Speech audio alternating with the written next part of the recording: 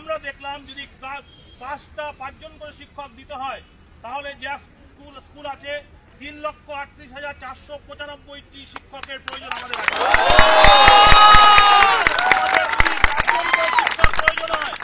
যদি 4জন করে শিক্ষক প্রয়োজন হয়, যদি প্রাক প্রাথমিককে বাদ রাখেন তাহলে 2,70,796।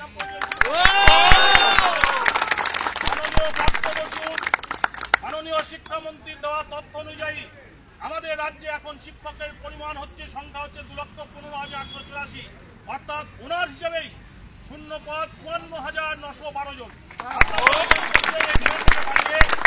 একদম রাখুন যে আপনার তথ্য অনুযায়ী, আপনার ঘোষণা অনুযায়ী 54,912 জন 4টে ক্লাসের জন্য লাগে। এবং আরো একটা তথ্য আপনাদের সামনে রাখছি, আপনাদের আলোচনার ক্ষেত্রে সুবিধা হবে যদি কখনো আলোচনার সুযোগ পান।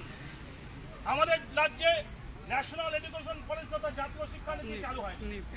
রাজ্য সরকার 2023 সালে আমাদের রাজ্যের জন্য পৃথক রাজ্য শিক্ষানীতি তৈরি করেছেন। সেখানে জাতীয় শিক্ষানীতিতে যে পিটিআর রেশিও দেওয়া হয়েছে প্রাক প্রাথমিক থেকে পঞ্চম শ্রেণী পর্যন্ত, সেখানে 30:1 করা হয়েছে এবং বলা হয়েছে যে শিক্ষক নিয়োগ পাবেন তাকে বাধ্যতামূলকভাবে 5 বছর গ্রাম্য এলাকায় শিক্ষকতা করতে হবে প্রাথমিক শিক্ষককে। অর্থাৎ জাতীয় শিক্ষানীতি 30:1 ধরলে শূন্য পদটা কিন্তু আপনাদেরকে বলতে হবে 3,38,495 মাইনাস 2,15,000, 1,23,000 উপরে শূন্য পদ আছে।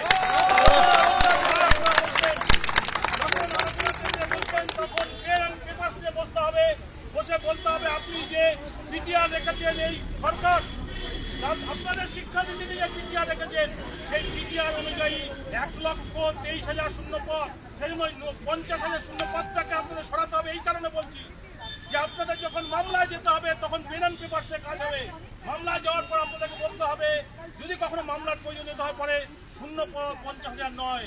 আমার 1.5 লক্ষর উপর টেট পাস করে বসে আছে, সে তার মধ্যে 1,23,000 শূন্য পদ, যে 1,23,000কে নিয়োগ দিতে